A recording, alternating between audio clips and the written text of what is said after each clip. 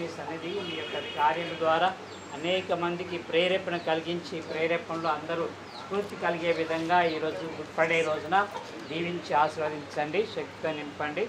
ఈ యొక్క దీంట్లో పాల్గొనే వారి ప్రత్యేకంగా ముఖ్యంగా జిఎస్టీ హరిప్రసాద్ మరి ఈ సమయం మీకు అంకితం చేస్తున్నా. వచ్చిన భక్తులందరినీ ఆస్వాదించండి. ఈ కార్యక్రమం జయప్రదమైన విధంగా దీవించి ఆశీర్వాదములు దయచేసి అనుభాతనంటే ప్రసాదించమని అమ్మ వెలంగిని మాత ఆరోగ్య మాత ఈ సమయంలో ప్రార్థిస్తున్నాం. మీరు మాతో ఉండి ఈ యొక్క కార్యము జయప్రదం అయ్యే విధంగా దీవించమని మా ప్రభు యేసుక్రీస్తు ద్వారా మనవి చేస్తున్నాము. ప్రభు మీతో ఉందరుగాక, సర్వశక్తి గల సర్వేశ్వర పితా పుత్ర పవిత్రాత్మ మిమ్మందరినీ ఆశీర్వదించి కాచి కాపాడుదురుగాక. యేసు ప్రభు శిలువ ప్రయాణంలో తను పడిన బాధలు, కఠోర వేదనను గురించి మొదటి స్థలం. అప్పుడు యేసు శిష్యులతో చింతాక్రాంతుడై ఆవేదన పడసాగెను.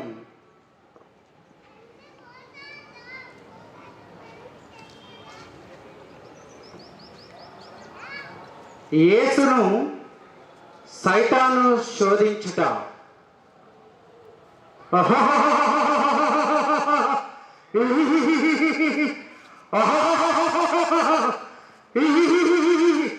ఆ 40 దినములు ఉపవాసంతో ఉన్నావు కదా, నీవు దేవుని కుమారుడు అయితే ఈ రాళ్లను రొట్టెలుగా మార్చి భుజింపుము. అప్పుడు యేసు, మానవుడు కేవలం రొట్టె వలన మాత్రమే జీవింపడు, దేవుడు వచించు ప్రతి వాక్కు వలన జీవించును. దా దా దా నీవు నిజంగా దేవుని కుమారుడు అయితే ఈ శిఖరంపై నుండి క్రిందికి దూకుము. నీవు ఈ రాళ్లపై పడి గాయపడకుండా దేవుడు నిన్ను కాపాడుతాడేమో చూద్దాం, దూకు. అప్పుడు యేసు, ప్రభువైన నీ దేవుని శోధించరాదు. అందుకు సైతాను, నీవు నాకు సాష్టాంగపడి మొక్కితే ఈ లోకంలోని రాజ్యాలు వాటి వైభవాలు అన్నిటినీ నీకు ఇస్తాను, ఏమంటావు? అప్పుడు యేసు బిగ్గరగా, సైతాను పొమ్ము, నా ఎదుట నుండి పొమ్ము అని పలికెను. వెంటనే సైతాను అచ్చటి నుండి వెడలిపోయాను.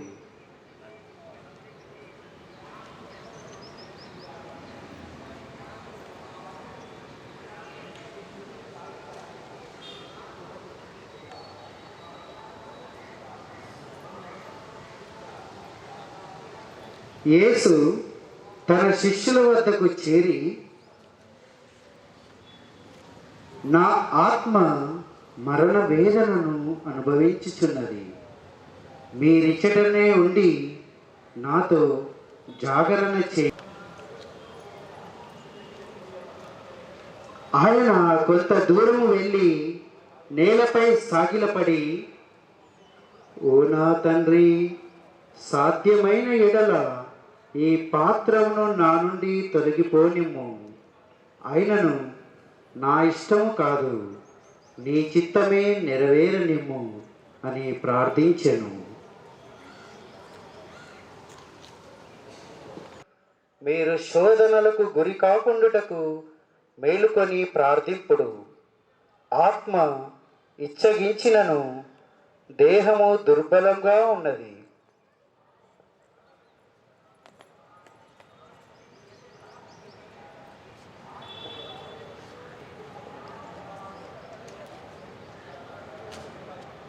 యేసు 3వ పర్యాయము ప్రార్థన చేయుచుండెను.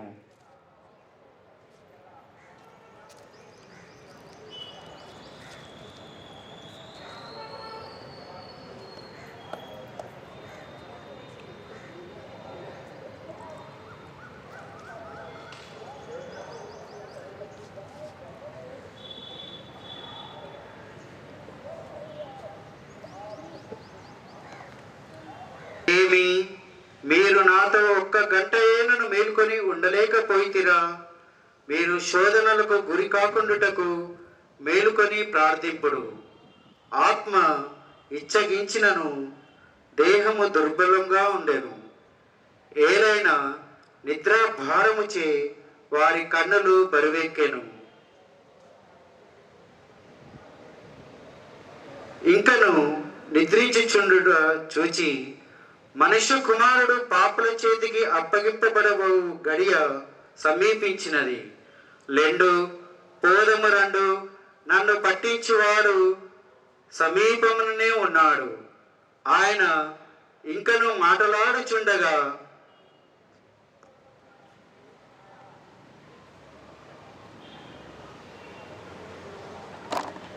ప్రజలు పెద్దలు పంపిన మహాజన సమూహము కత్తులను బరితలను చేతబూని అతనితో వచ్చాను. నేను ఎవరిని ముద్దు పెట్టుకుందునో అతడే ఆయన, అతనిని పట్టి బంధింపుడు అని వారికి ఆ గురుద్రోహి ఒక గుర్తు చెప్పాను. అతడు యేసును సమీపించి, బోధకుడా, శుభమగును గాక అని ఆయనను ముద్దు పెట్టుకొనెను.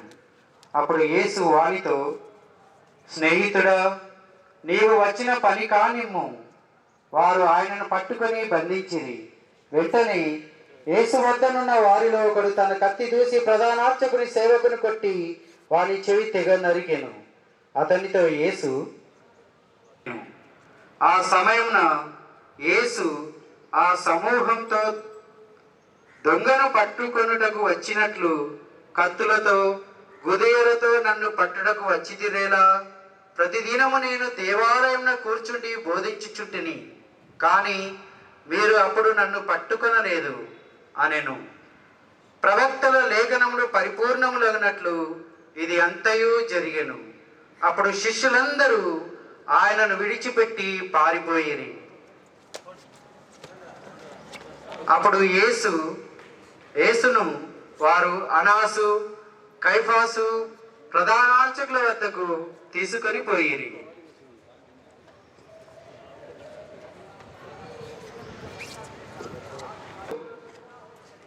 ఎవరు ఈ భిక్షగాడు? ఉగ్రవాదిలా బంధించి తెచ్చితిరి. నజరేయుడని యేసు, నీవేనా నజరేయుడని యేసు అని అడిగాను. అప్పుడు కైఫా,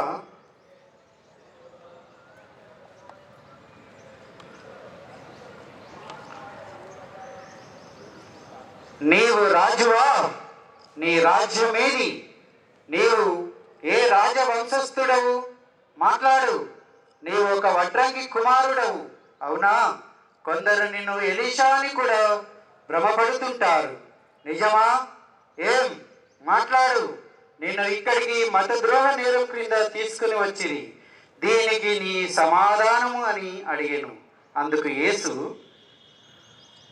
నేను అందరి ఎదుట బహిరంగంగా మాట్లాడి తిని, ప్రార్థనా మందిరంలోను దేవాలయంలో బోధించి తిని, కానీ రహస్యముగా ఏమీ చెప్పలేదు. నేను చెప్పినది అందరూ ఎరుగుదురు, వారినే అడుగుము. అప్పుడు ఒక సైనికుడు యేసుతో, ప్రధాన యాజకులతో మాట్లాడు తీరు ఇదేనా? నీకెంతటి సాహసం? అందుకు యేసు, నేను ఏమి తప్పు మాట్లాడి తిని నన్ను ఎందుకు కొట్టితివి అని యేసు ప్రశ్నించాను. అప్పుడు అనాసు, సరే, ఇతడు మన మతాన్ని దూషించిన ఆరోపణలు అందరం విందాం అని పలికాను. అప్పుడు ప్రజలలో ఒకడు, ఇతడు సైతాను సహాయంతో రోగులను నయం చేయుచున్నాడు, అది నేను చూసి తిని అని పలికాను. అక్కడ ఉన్న ప్రజలు, ఇతడు యూదుల రాజునని చెప్పుకొనుచున్నాడు అని పలికిరి. అక్కడ ఉన్న అర్చకుడు లేచి, లేదు, ఇతడు దైవ కుమారుడని చెప్పుకొనుచున్నాడు. ఇతడు దేవాలయాన్ని పడగొట్టి తిరిగి 3 రోజులలో కట్టగలనని చెప్పుచున్నాడు. యేసు కాళ్ళపై ఉమ్మి వేయిచు, ఎంత ఘోరం! అక్కడ ఉన్న ప్రజలు ఈ విధంగా అనిరి, ఇతడు నేనే జీవం అని చెప్పుచున్నాడు.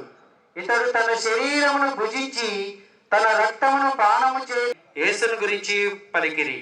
అంతటా కైఫాసు, మీరందరూ ఇతని మాయాజాలంలో చిక్కుకొని ఉన్నారు, ఇతనికి వ్యతిరేకంగా సాక్ష్యాలు తెండి లేదా ఊరుకోండి అని పలికెను. అంతటా కైఫా యేసుతో, నీకు వ్యతిరేకముగా వీరు చెప్పుచున్నది నీవు విన్నావు కదా, దానికి నీ సమాధానం ఏమిటి? నేను నిన్ను అడుగుచున్నాను, నజరేయుడని యేసు మెస్సయ్యవు నీవేనా? సజీవుడైన దైవ కుమారుడు నీవేనా అని కైఫా యేసుని అడిగాను. అందుకు యేసు, నీవన్నట్లే ఆయనను ఇక నుండి మనుష్య కుమారుడు సర్వశక్తిమంతుడైన దేవుని కుడి ప్రక్కన కూర్చుండి ఉండుట, ఆకాశము నుండి మేఘారూరుడై వచ్చుటయు చూచెదరని చెప్పుచున్నాను అని యేసు కైఫాతో పలికెను. అంతటా కైఫా, ఇతడు దేవదూషణ చేస్తున్నాడు, మనకింకా సాక్ష్యాలతో పని ఏమి? చూడండి, ఈ దేవదూషణ మీరు అందరూ విన్నారు కదా, మీ అభిప్రాయం ఏమి అని ప్రజల వైపు చూస్తూ అడిగాను. అంతటా ప్రజలు, ఇతడు మరణమునకు పాత్రుడు, వీడికి మరణ శిక్షణ విధించాలి అని ప్రజలలో ఒకడు పలికెను. మనకు మరణదండన విధించే అధికారం లేదు కదా అని మరొకడు ప్రశ్నించెను. అంతటా కైఫాసు ప్రజల వైపు చూస్తూ, వీడిని మన రాష్ట్ర పాలకుడైన పిలాతు న్యాయస్థానమునకు తీసుకెళ్లి వీడికి శిలువ మరణం విధించేలా బలవంతంగా ఒప్పించండి. అంతటా అనాసు వచ్చి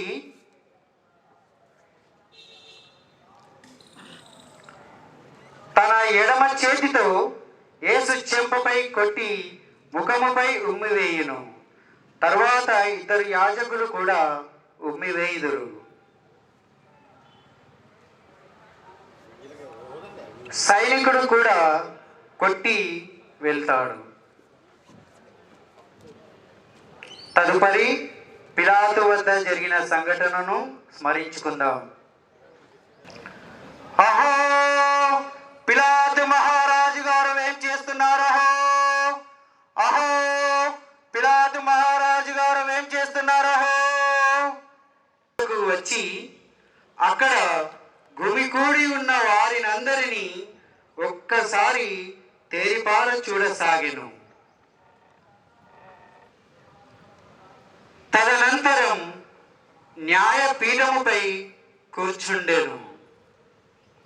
ప్రజల వైపు చూస్తూ ఈ విధంగా ప్రశ్నించెను, క్రీస్తు అనబడు యేసు ఏమి చేయవలెను అని పిలాతు వారిని ప్రశ్నించెను. అంతటా వారు, సిలువ వేయుడు, సిలువ వేయుడు అని వారు ఎల్లరూ ఒక్కుమ్మడిగా కేకలు వేసిరి. అందుకు పిలాతు, ఇతడు ఏమి దుష్కార్యము చేసెను అని అడగగా వారు ఒక్కుమ్మడిగా సిలువ వేయుడు, వారిని సిలువ వేయుడు అని కేకలు వేసిరి. అప్పుడు పిలాతు తాను ఏమి చేయజాలననియు ప్రజలలో తిరుగుబాటు రాగలదనియు తెలుసుకొని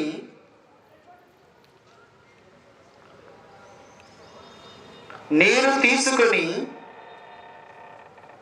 వారి ఎదుట చేతులు కడుక్కొని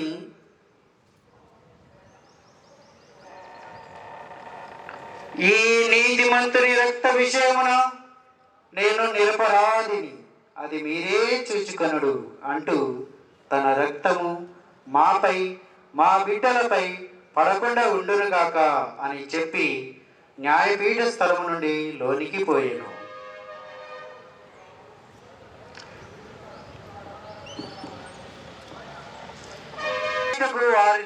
వారికి అప్పగించెను. సైనికులందరూ యేసు వస్త్రములను ఒలిచి ఎర్రటి అంగీని ధరింపజేసిరి.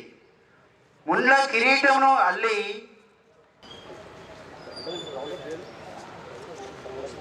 నీకు జయము అని హేళనము చేసిరి. అటు తరువాత యేసు ప్రభువుని 40 కొరడా దెబ్బలు కొట్టే సంఘటన. 1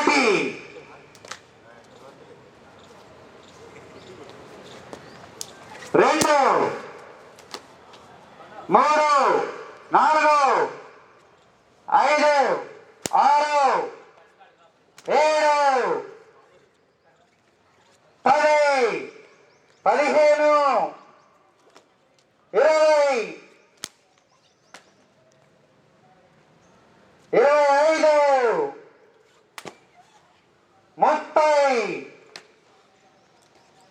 30,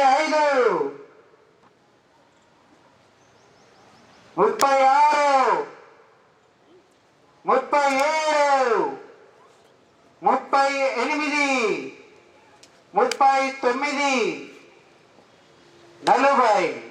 అలా 40 కొరడా దెబ్బలు యేసుపై జులిపించారు. అటు పిమ్మట సిలువ వేట కొరకై అక్కడి నుండి తీసుకొని పోయిరి.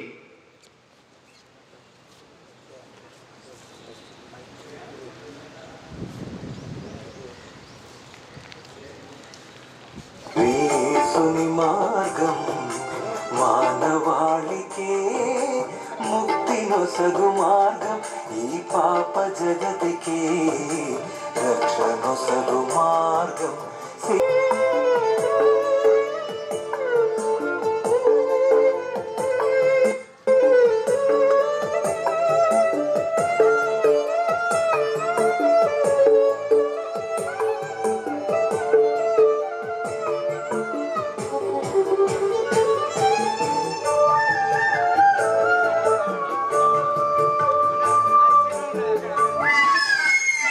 మార్గం శ్రమల మార్గమే స్వర్గానికి మార్గం, సిలువ మార్గమే శ్రీ యేసుని మార్గం.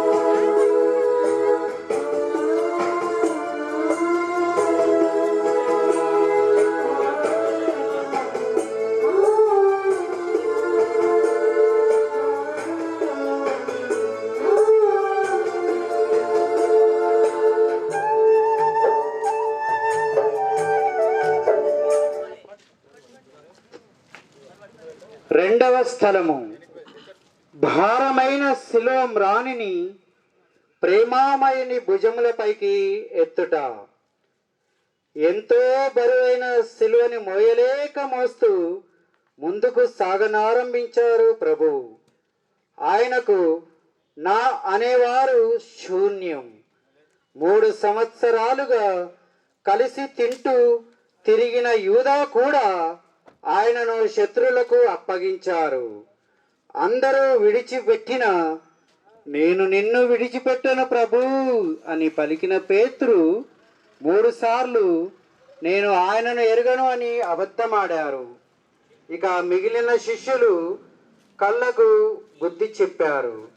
ఆయన అద్భుతములను చూచిన వారు, ఆయన దైవశక్తిని అనుభవించిన వారు ఎవరు ఆయనకు ఒక్క చేయి సాయం అందించడానికి కూడా ముందుకు రారే, ఒక్క ఊరట వాక్యము పలకడానికి ముందుకు రాలేకపోయారు. ఎంతటి పరితాపకరమైన పరిస్థితి ఊహించండి.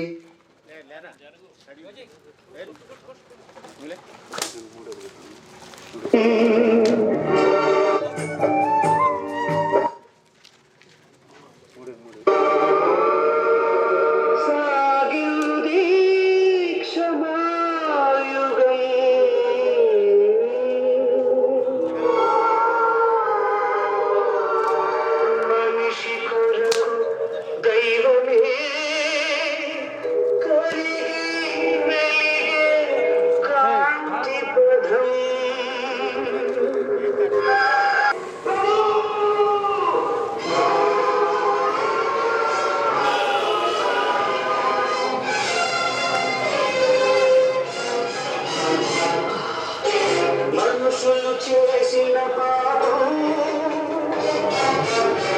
మమతం భుజాన ఒరిగింది, మనుషులు చేసిన పాపం మమతం భుజాన ఒరిగింది. పరిశుద్ధాత్మతో పండిన గర్భం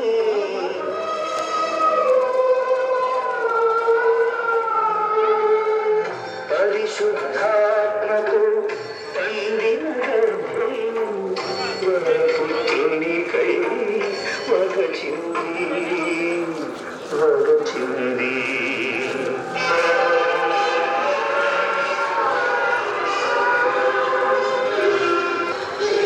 జీవ జనాళికై దైవం పంచిన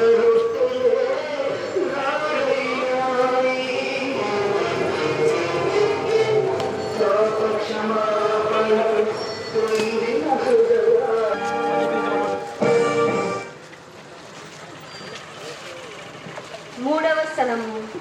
శక్తిమంతుడు సిలువ భారం మోయలేక మొదటిసారి శిలువ క్రింద పడుట.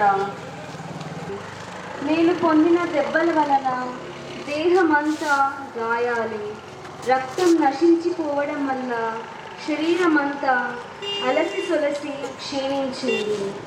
సైనికులు క్రూరంగా తొందర చేస్తున్నారు. ముందుకు అడుగు వేయలేక ఆ ప్రభువు సిలువ క్రిందే పడిపోయారు. యూదులు, ప్రజలు అందరూ ఈయనే దేవుని కుమారుడు అని హేళన చేయుచున్నారు. ఆయన మాత్రం పెదవి విప్పడం లేదు. మౌనంగా అన్నీ వింటూ ఉన్నారు.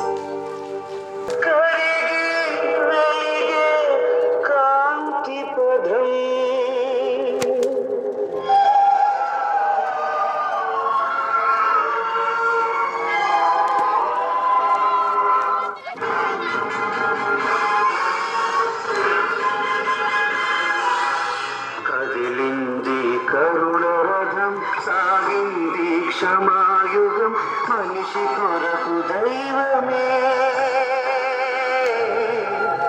మనిషి కొరకు దైవమే, కరిగి వెలిగే కాంతి పథం కదిలింది కరుణ రథం. దుఃఖ సాగరములో మునిగిన తన తల్లికి ఎదురుపరుట. సిలువ యాత్ర చిన్నగా ముందుకి సాగుతుంది. ఆ సమయంలో 9 నెలలు మోసి కని పెంచిన తల్లి పరుగులు తీస్తూ ఆ స్థలాన్ని చేరుకుంది. తల్లి కొడుకులు ఒకరిని ఒకరు చూసుకున్నారు. తల్లి హృదయంలో మాత్రం భూకంపం వచ్చినంత కల్లోలం.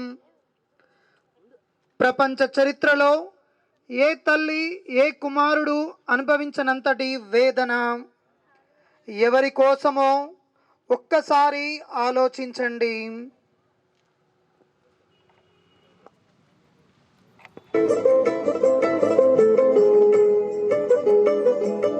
వరిలో కన్నీరును కాచితివా అయ్యా నా కోసం, కల్వరిలో కన్నీరును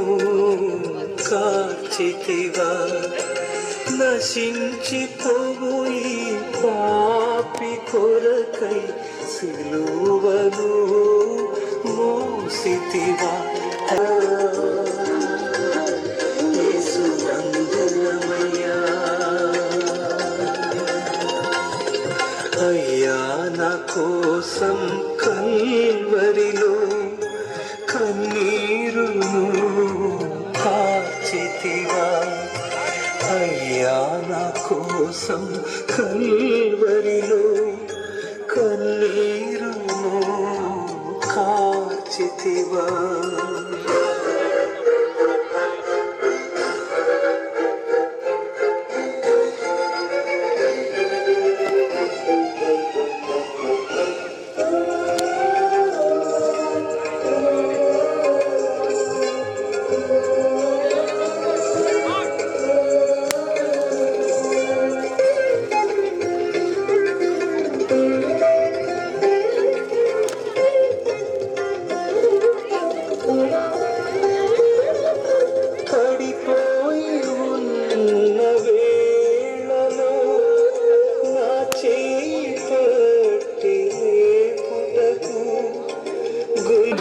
అను ఒక బాటసారి సిలువను మోసుకొని పోవుటలో యేసునాథునికి చేయినందించుట. యూదులు క్రూరంగా భారమైన స్లీవతో నడిపించేది మార్గ మధ్యములో ఆయన్ని చంపడానికి కాదు, కొండ ఎక్కిన తర్వాత ఇంకా క్రూరమైన మరణానికి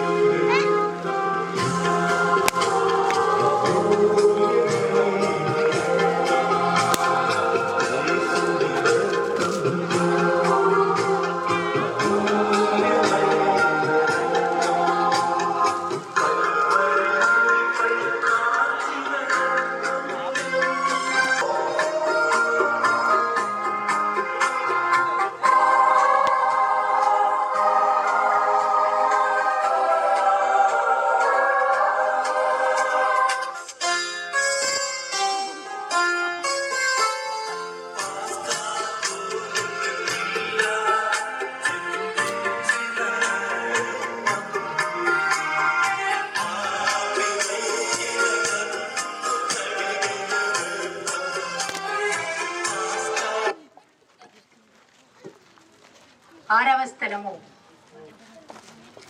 పరమ పవిత్రుని ముఖమును చూసి జాలిపడి పెట్టింది. ధైర్యముతో యేసుని చెంతకు చేరి రక్తముతో నిండిన తన ముఖాన్ని ఒక వస్త్రముతో తుడిచింది. ఆమె ధైర్యానికి ప్రతిఫలంగా తన ముఖపోలిక ఆ వస్త్రముపై ముద్రింపబడెను.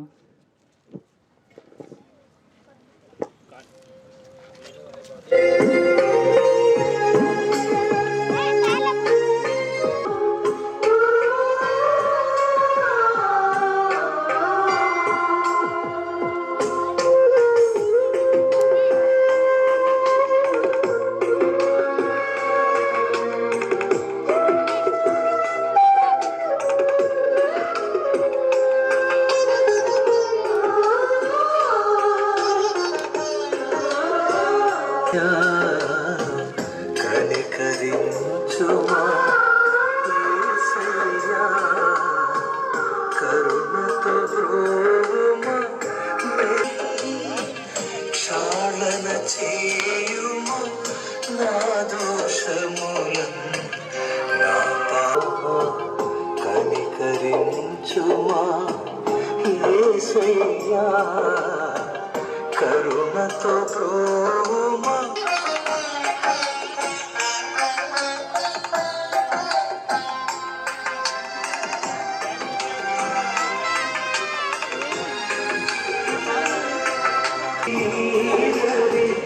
చేరితి నీ గృహమున నన్ను చేర్చుమయా శరణమయా కనికరించుమా యేసయ్యా కరుణతో యేసయ్యా కనికరించుమా యేసయ్యా.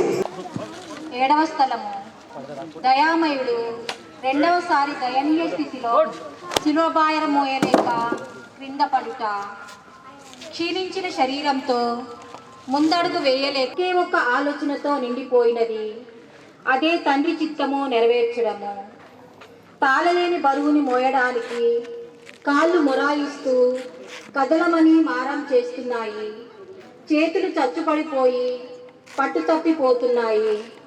కళ్ళ ముందున్న చీకటి ప్రపంచం గిరిన తిరిగి రెండవసారి నన్ను స్లీవ కింద బోర్ల పడేలా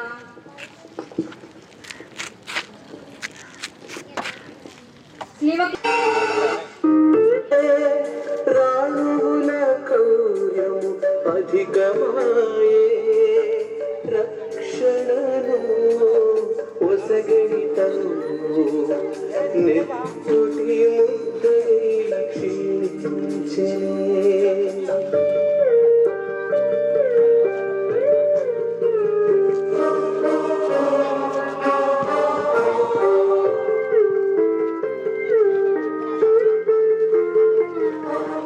భారమే నేల కూర్చ స్వామిని వేదించను ఎంతగానో భారరావా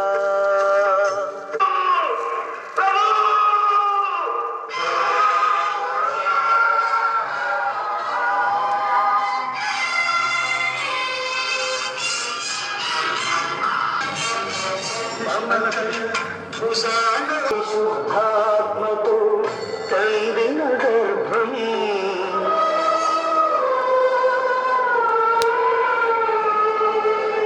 పరిశుద్ధాత్మతో పండిన గర్భం వరపుత్రునికై వరచింది పాప క్షమాపణ పొందిన హృదయాలు పాప క్షమాపణ పొందిన హృదయాలు నీవుల కరిగి నీరయ్యాయి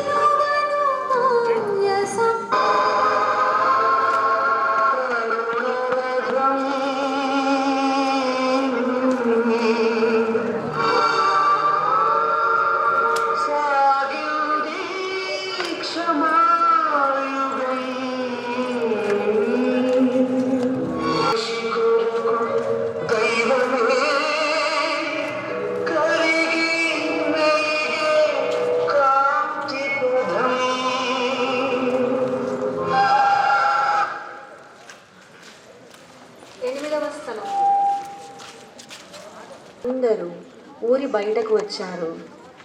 ఎంతో సుపరిచితమైనటువంటి ఒక ముఖము, ఎందరినూ సంతోషపరిచినటువంటి ఒక వ్యక్తి, ఎందరి జీవితాలలో అమృతాన్ని పోసిన మహానుభావుడు. అట్టి ఆయనను సిలువతో నడిపించుటను, కొరడాలతో కొట్టుటను చూచిన ఆ స్త్రీల హృదయాలు కరిగిపోయినవి. కన్నీరు మున్నీరుగా ఏడవసాగారు. నిజంగా ఆ ఏడుపులు ఆయన్ని కొంతగా ఊరడించాయి. అందుకే యేసు వారితో, నా కోసం ఏడవవలదు, మీ కోసం, మీ బిడ్డల కోసం ఏడవండి అని అన్నారు.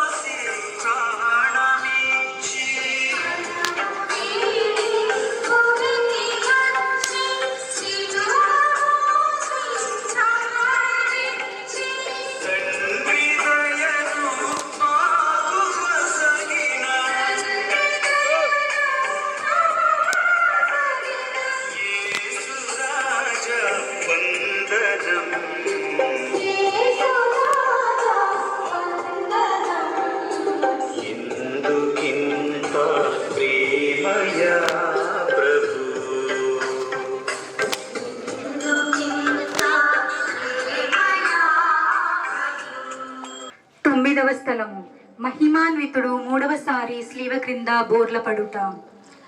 త్వరగా నడవవలేనని సైనికులు ఒత్తిడి తెస్తున్నారు, కానీ అడుగు తీసి అడుగు వేసే శక్తి కూడా నా కాలు లేవడం లేదు. ఆ భారమైన స్లీవ క్రింద మరోసారి కుప్పకూలినారు. ఇది చూసి ఆ సైనికులు జాలి పడుతారేమో అని మనం అనుకుంటాం, కానీ వారు కొరడాలతో కొడుతూ లేచి నడవాలని బలవంతం చేస్తున్నారు. ఆ దీన ప్రభుని వైపు ఒక్కసారి చూడండి. నీవు పీడిస్తున్న యేసు పలికిన మాటలు మళ్ళీ మన చెవులతో మారుమ్రోగుతున్నాయి. ఎందుకంటే మన శ్రమలే కదా ఆయనను ఈ స్థితికి తీసుకువచ్చినది. గాయాలతో నీరసపడి బరువుతో కదలలేని నా నడకను విసుక్కుంటూ అవమానకరంగా ఈ దుష్మా అని ఎదురు చూస్తున్న వారికి సహకరిద్దాం అని నాకు ఉంది. కానీ ఆ తొందరలో మూడవసారి ఈ సిలువ క్రింద కుప్పకూలిపోయాను. మళ్ళీ లేచే శక్తి లేకపోయినా మీ కొరకు నేను గమ్యం చేరక తప్పదు కదా.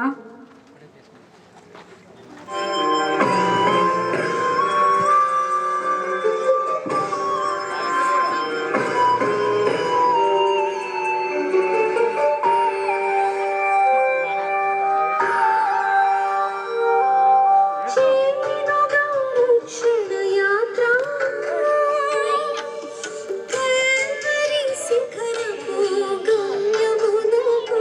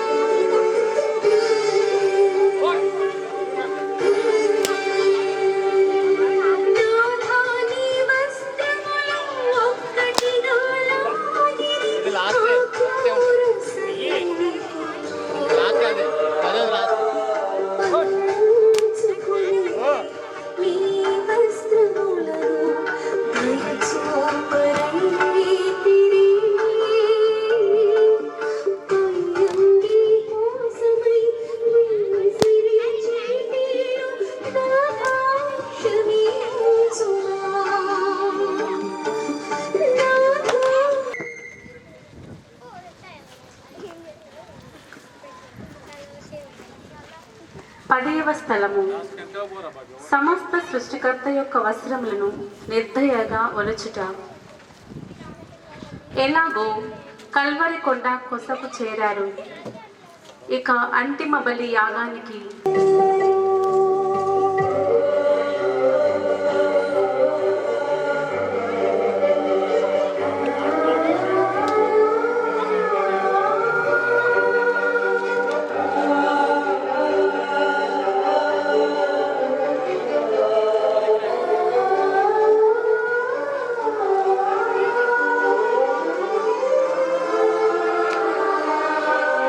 తలారలు శిలువపై నన్ను పడద్రోసి నా చేతులను కాళ్లను ఆ శిలువ మ్రాన్కు ఇనుప మేకులతో అంటగొట్టుచున్నారు. మేకులపై ఆ స్తుతి దెబ్బలకు నేను తల్లడిల్లిపోయి నా మెదడులో విస్ఫోటం వలె మారుమ్రోగుచున్నది. నీ రక్షణ కోసం నేను పడుతున్న బాధను ఇంతకంటే ఎలా చెప్పగలను? ఓ దేవా, మా కాలియందు గుచ్చుడు అనుభవించిన బాధను ఊహించలేకున్నాము. మా ఆత్మ విలువ మీ రక్తమా? మా ఆత్మ కోసం మీరు చిందించిన రక్తానికి బదులుగా మేము ఏమివ్వగలము? మా హృదయం తప్ప.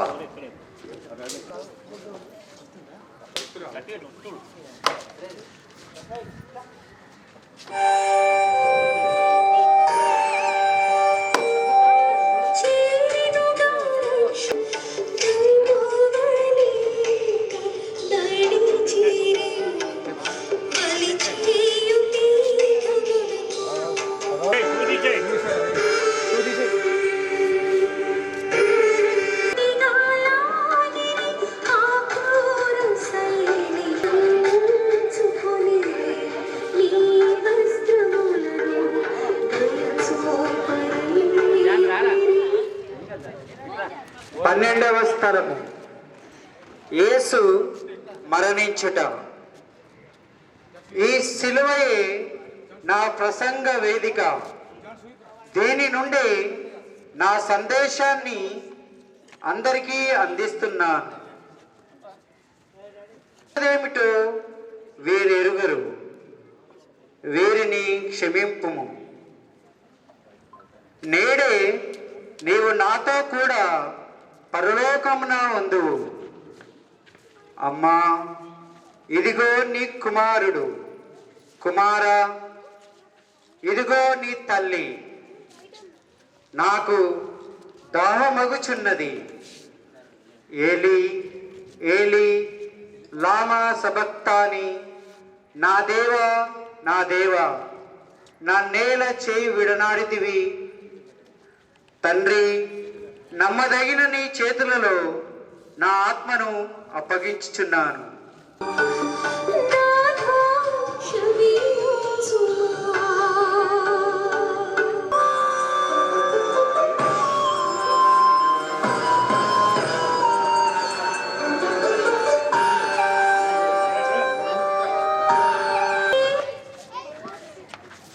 పదమూడవ స్థలం, యేసు శిలువ నుండి దింపబడుట.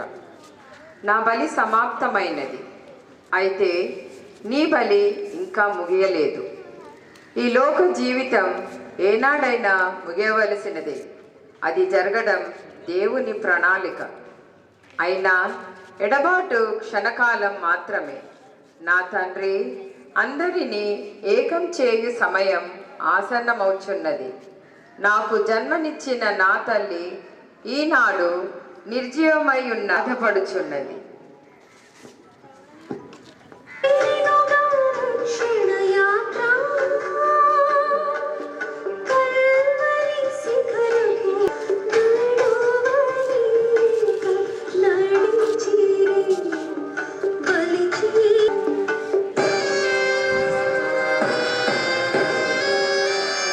నా మానవ జీవితము ఈ విధముగా మిగుచున్నది.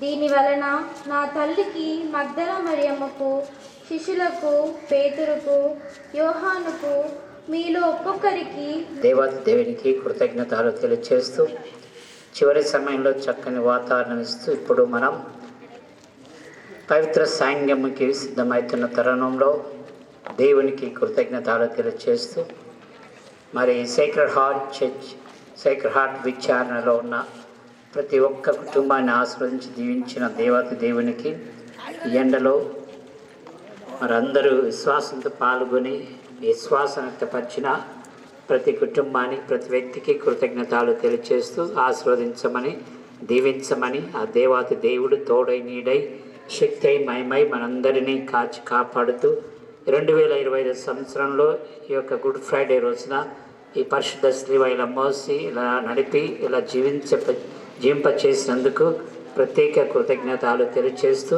మరి ఈనాడు ఈ శ్రీవలో పాల్గొన్న వారందరూ హరిప్రసాద్ మరి ముఖ్యంగా ఫ్రాన్సిస్ టీం నడిపించినందుకు ప్రత్యేకంగా కృతజ్ఞతలు తెలియజేస్తున్నాను.